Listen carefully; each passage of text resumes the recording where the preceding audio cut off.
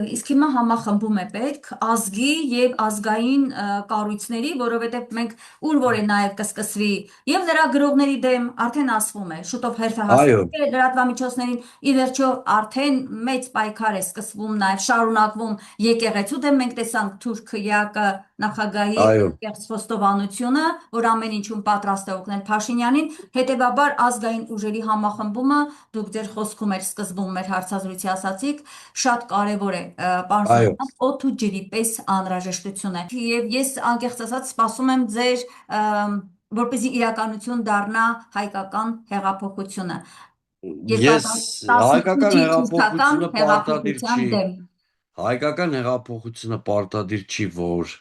մեկ միտինգով տեղի ունենա ու միայն միտինգով տեղի ունենա, հայկական հեղափոխություն անպայման լինելու է, այդ հայկական հեղափոխությունը առաջին հերթին մտքի հեղափոխություն է, առաջին հերթին տեսակի հաղթանակի հեղափոխություն է, դա անխուսափելի է, որովհետև մենք հավաքականորեն սրանից 35 տարի առաջ